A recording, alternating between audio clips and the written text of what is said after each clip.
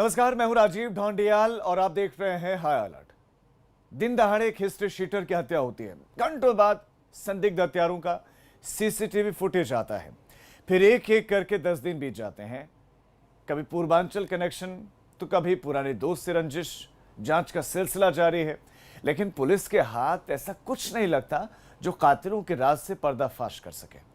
फिर एक दिन गुमनाम खत आता है और उस खत में जिक्र होता है मिश्रा पुलिस वाले का।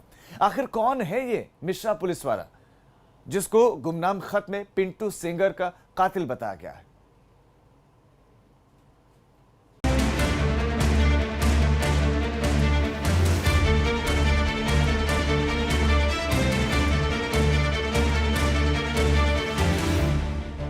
हिस्ट्री शीटर पिंटू की हत्या की गुत्थी।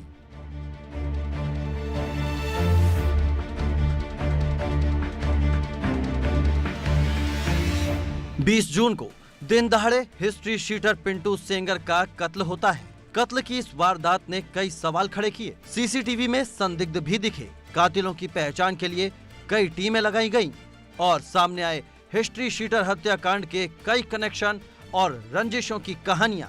और इन कहानियों के बीच अब आया है एक गुमनाम खत।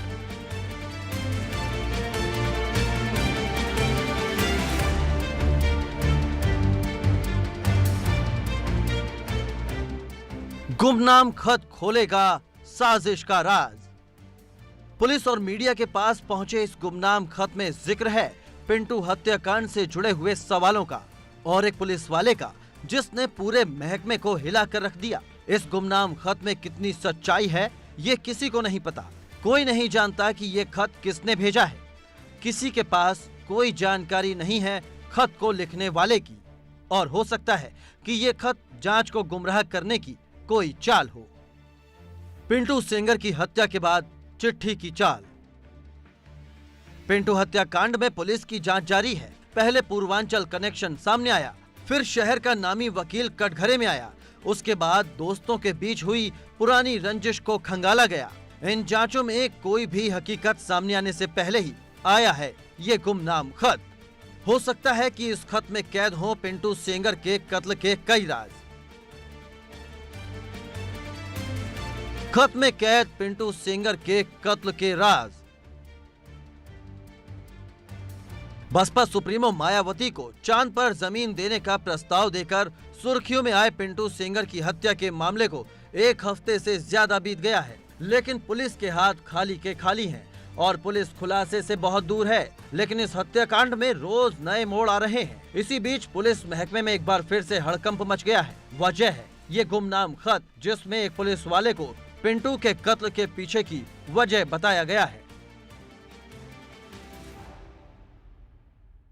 हत्याकांड में हमारी पुलिस की इन्वेस्टिगेशन जारी है।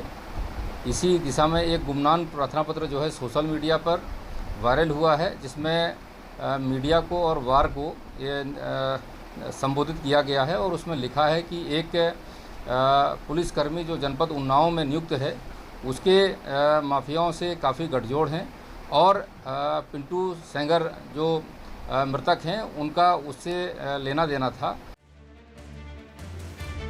खत में एक पुलिसकर्मी का जिक्र है जिसकी मुख्य भूमिका बताई जा रही है। यही नहीं, खत लिखने वाले ने यह भी लिखा है कि वो पुलिसकर्मी इतना खतरनाक है कि उसकी जान को भी खतरा है। इस गुमनाम खत में मिश्रा पुलिस वाले नाम के एक शख्स का जिक्र किया गया है। इतना ही नहीं, इसमें उस पुलिस वाले का नंबर भी दिया गया है, जिसकी जांच की गई तो ये नंबर उन्नाव के एक पुलिसकर्मी का निकला। इस घटना में उनकी संलिप्तता के संदर्भ में भी उस गुमनामी प्रार्थना पत्र में शिकायत करी गई है, जिसके संदर्भ में क्षेत्राधिकारी छावनी को और जो विवेचक प्रभारी निरीक्षक चकेरी हैं उनको भी इस चीज़ को विवेचना में इनकॉर्पोरेट कराने और इसकी सत्यता की जांच करने के लिए निर्देशित किया गया है।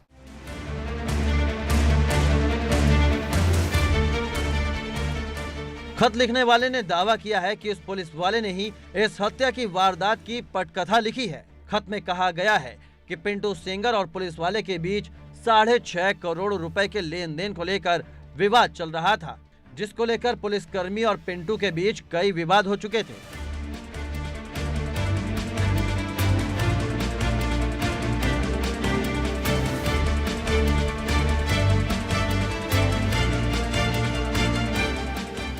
आइए आपको बताते हैं कि इस खत में और क्या क्या दावे किए गए हैं। इसमें शहर के करोड़पति पुलिसकर्मी के हत्याकांड से तार जुड़े होने की ओर इशारा किया गया है, जिसका नाम खत में मिश्रा पुलिस वाला कहा गया है।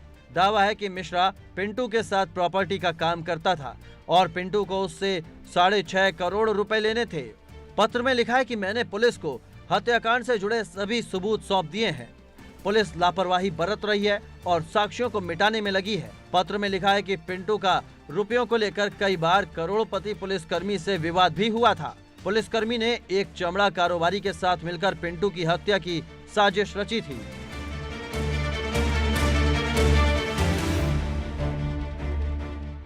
पिंटू सेंगर हत्याकांड में पुलिस पूरे मामले को पूर्वांचल से और ज़मीन के विवाद को लेकर जांच कर ही रही थी कि अचानक से एक खत आता है और इस जांच में एक नया पॉइंट आ जाता है। दरअसल एक गुमनाम खत आता है जिसमें बताया जा रहा है कि एक पुलिसकर्मी इस पूरी घटना को अंजाम देता है और यही नहीं, उसका नंबर भी उस खत में जिक्र किया जाता है, जिसकी जाँच में पता चलता है कि वो पुलिसकर्मी उन्नाव में तैनात है।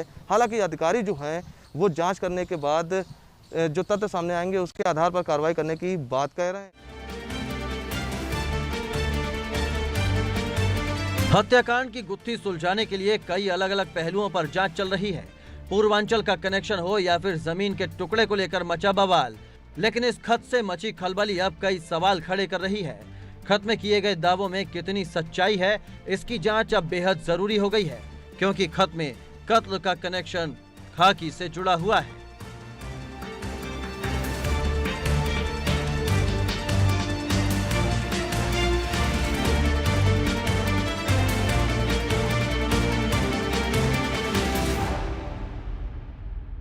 पुलिस की जांच जो है वो अलग अलग पहलुओं पर चल ही रही थी कि अचानक एक गुमनाम खत सामने आने से पुलिस महकमे में हड़कंप मच गया है। दरअसल खत में दावा किया गया है कि पूरी घटना का जो सूत्रधार है वो एक पुलिसकर्मी है, जिसके चलते अब पुलिस का जांच का दायरा जो है वो फिर बदल गया है। हालांकि पुलिस के अधिकारियों का कहना है कि मामले की जाँच की जा रही है और जल्द ही जल्द इस पूरे मामले का खुलासा किया जाएगा। वीडियो न्यूज़ अंकित के साथ प्रभात अवस्थी, एबीपी गंगा, कानपुर। और बात होगी देवरिया के उस अश्लील दरोगा की जिसने खाकी को कलंकित किया है। भटनी थाने से वायरल हुए इस वीडियो ने पूरे पुलिस महकमे में हड़कंप मचा दिया, क्योंकि इस वीडियो में थानेदार की कुर्सी पर बैठा पुलिसकर्मी कर रहा है गंदी बात, लेकिन उसे नहीं पता था कि कैमरे में कैद हो रही है उसके उस बेशर्म पुलिस वाले की काली करतूत।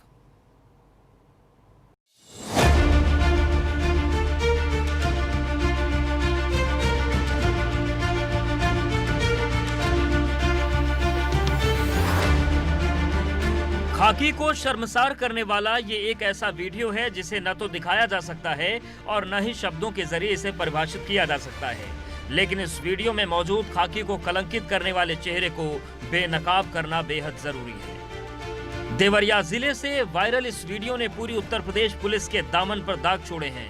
ये ऐसे दाग हैं जिन्होंने कानून के रखवालों को शर्मसार कर दिया है। वीडियो वायरल होते ही पूरे पुलिस महकमे में हड़कंप मच गया। वजह है वीडियो में मौजूद शख्स की ओछी और अश्लील हरकतें।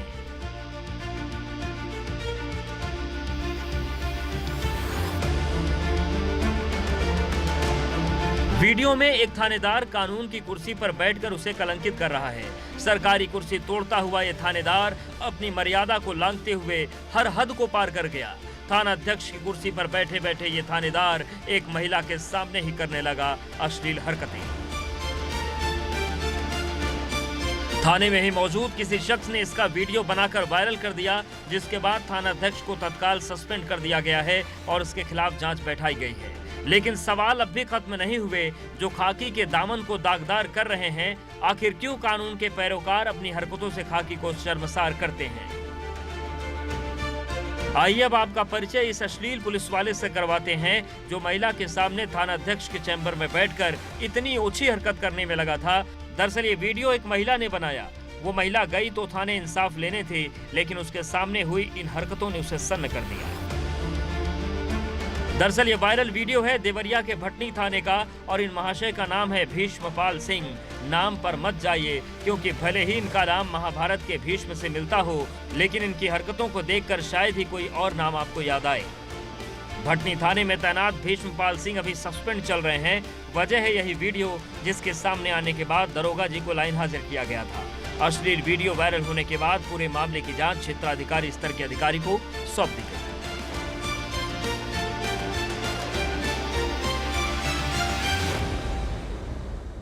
संज्ञान में आने पर कि थाना भटनी के पूर्व प्रभारी निरीक्षक द्वारा एक महिला जो थाने पर फरियाद लेकर के आई थी, उसके साथ अश्लील हरकत करने का प्रयास किया गया।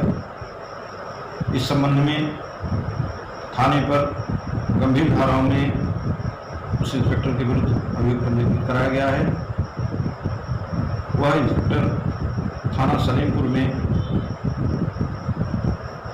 उसके बाद ट्रांसफर हुए थे और उन्हें निलंबित किया जा चुका है। अभियोग पंजीकृत करा करके आवश्यक कार्रवाई कराई जा रही है। भटनी का ये वायरल वीडियो 2 महीने पहले का बताया जा रहा है। वीडियो को अगर ध्यान से सुने तो साफ पता चलता है कि आसपास कई लोग मौजूद हैं, लेकिन इस बेशर्म पुलिस वाले को कोई फर्क नहीं पड़ता।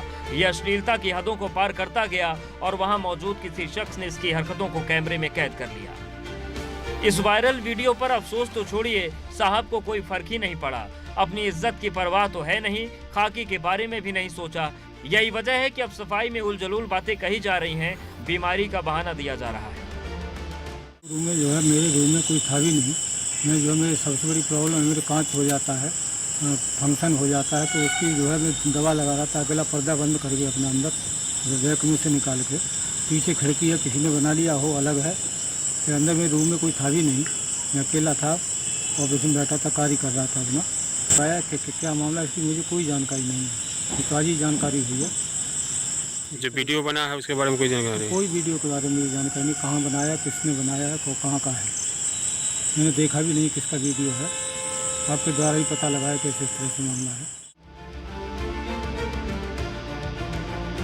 सुना आपने कितनी बेशर्मी से बीमारी की चादर ओढ़कर पूरे मामले को रफा दफा करने की कोशिश कर रहे हैं, लेकिन शायद ये भूल बैठे कि इस वायरल वीडियो की जांच अब तेज हो चुकी है और जल्द ही साहब को अपने कुकर्म की सजा मिलेगी। संजीव, एबीपी गंगा, देवरिया। अब बात बहराइच में झूठी शान की खौफनाक कहानी क्यों की, जहां पर एक बेटी का कातिल निकला है उसका पिता। वो बेटी जिसके अरमानों की डोली उठानी थी, लेकिन उस जालिम पिता ने उसे कफन में कैद कर दिया और झूठी शान की वजह थी बेटी का वो प्यार जो उसके पिता को नागवार गुजरा। समाज के डर से उसने अपनी दुलारी का बेरहमी से गला रेत दिया। सुभाष ने पूजा का कत्ल कर बेटी और पिता के रिश्तों को कलंकित किया है।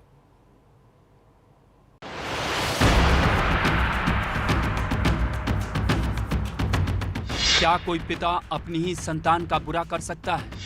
क्या एक पिता अपने बच्चों का खून कर सकता है? क्या एक बाप अपनी बिटिया को मौत के घाट उतार सकता है?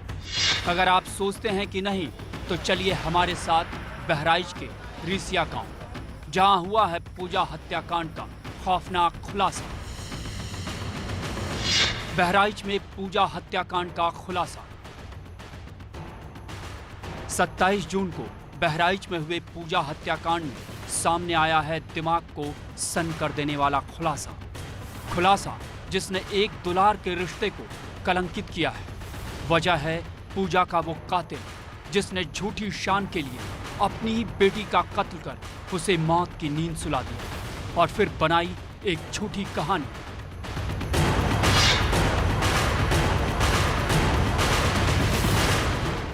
गौर से देख लीजिए इस चेहरे को। यही है पूजा का वो कातिल जिसने झूठी शान में अपनी ही बेटी को मौत के घाट उतार दिया। इतने से इस जालिम को सुकून नहीं मिला तो इसने रची बेटी के कत्ल की झूठी कहानी और इस कहानी का खलनायक बेटी के ही प्रेमी के परिवार को बना डाला।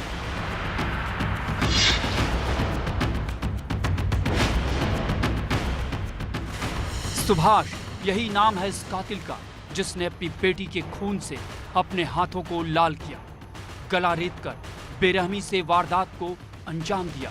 लेकिन इसका गुनाह ज्यादा दिनों तक छिप नहीं सका और अब यह शैतान सलाखों के पीछे पहुंच चुका है। रात को उसने अपनी पुत्री को अलग सुलाया। जब वो सो गई तो पहले रस्सी से उसके गले को घोंटा गया और बाद में हंसिए से उसके गर्दन पर वार करके उसकी हत्या कारित करने के बाद शव को बोरे में ले जाकर अपने घर से लगभग 50 मीटर की दूरी पर एक यूकेलिप्टस की बाग में छिपा दिया गया तथा पुलिस को यह सूचना दी गई कि ग्राम प्रधान ने अपहरण करके यह घटना कारित की गई। अपनी लाडली बेटी का गला काटते समय हत्यारे पिता के हाथ नहीं कांपे। इसने ये भी नहीं सोचा कि जिस बेटी को डोली में बिठाकर घर से विदा करना चाहिए उसी का गला रेत कर हत्या कर घर से अर्थी निकाल रहा है। पिता द्वारा इस अपनी पुत्री को 164 की कार्रवाई में छुटकऊ के विरुद्ध बयान देने के लिए कहा जा रहा था, जबकि छुटकऊ और मृतका के बीच में प्रेम संबंध था, जिसके कारण वह सहयोग करने से इनकार कर रही थी और पिता को ऐसा प्रतीत हो रहा था कि अगर यह इसके विरुद्ध बयान देगी तो उसके परिवार की इज्जत और समाज में उसकी इज्जत कम हो जाएगी। इसी कारण घटना वाली सुभाष ने अपनी झूठी शान बचाए रखने के लिए खुद के हाथों अपनी ही बेटी का गला रेत कर हत्या कर और मनगढ़ंत कहानी बनाकर बेटी के आशिक के परिवार को फंसाने की कोशिश की।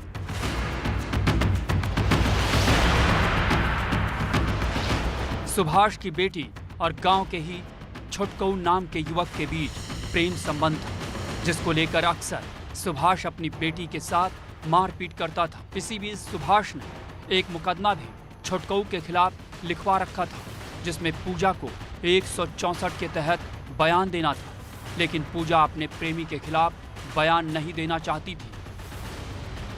कि संक्रांति और पूजा के द्वारा गांव के ही एक लड़के जिसका नाम छुटकऊ पुत्र फकीरे था, दिनांक 20/6/2020 को छेड़खानी का मुकदमा इसके पिता के द्वारा थाने पर पंजीकृत कराया गया था, जिसमें आरोपी छुटकऊ को पुलिस द्वारा गिरफ्तार करके जेल भेजा गया था तथा इसकी 164 की कार्रवाई अभी शेष थी। बेटी से आक्रोशित पिता सुभाष ने घिनौनी साजिश रचते हुए उसे रास्ते से हटा दिया। सुभाष ने बड़े ही शातिराना अंदाज में मारकर उसका शव घर के बाहर सुनसान इलाके में फेंक दिया और खुद की पुत्री की हत्या का आरोप छुटकऊ के परिजनों पर लगा दिया।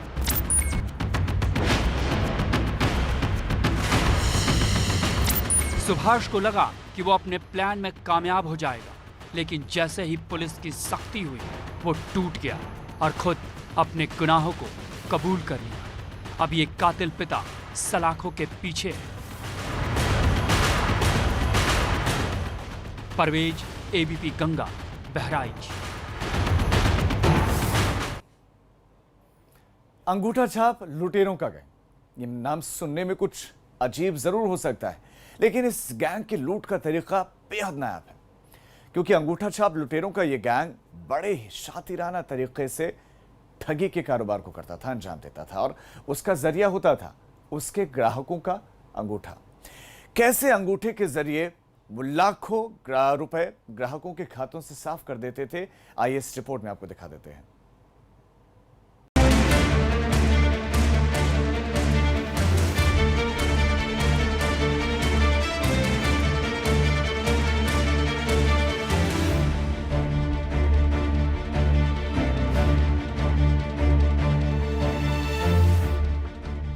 ये हैं अंगूठा छाप गैंग के लुटेरे। अंगूठा छाप गैंग, ऐसा नाम जिसके सामने आने के बाद मऊ पुलिस के भी होश उड़ गए। वजह है शातिरों का वो खेल जो अरसे से चल रहा था, लेकिन कानों कान किसी को खबर तक नहीं हुई और अब सामने आया है अंगूठा छाप गैंग का फर्जीवाड़ा। मऊ में अंगूठा छाप गैंग का फर्जीवाड़ा। पुलिस की गिरफ्त में हथकड़ियों में खड़े इन चेहरों को पहचानने की कोशिश करिए, क्योंकि हो सकता है कि आप भी कभी इस अंगूठा गैंग का शिकार हुए हों। अगर नहीं तो भी इनसे बचने के लिए इस खबर को जरूर देखें, क्योंकि बेहद शातिर है ये अंगूठा छाप गैंग। बेहद शातिर है ये अंगूठा छाप गैंग। मऊ में पुलिस के हत्थे चढ़े हैं अंगूठा छाप गिरोह के ये 5 शातिर बदमाश, जो फिल्मी अंदाज में ठगी कर लोगों के बैंक खातों से लाखों रुपए उड़ा लेते थे और किसी को शक भी नहीं होता था। शातिरों ने बैंक खाते से उड़ाए लाखों रुपए। उत्तर प्रदेश के मऊ में हैरान कर देने वाले इस खुलासे ने सबको सन्न कर दिया है, क्योंकि ये शातिर बदमाश अंगूठे के निशान के जरिए बैंक में सेंध लगाकर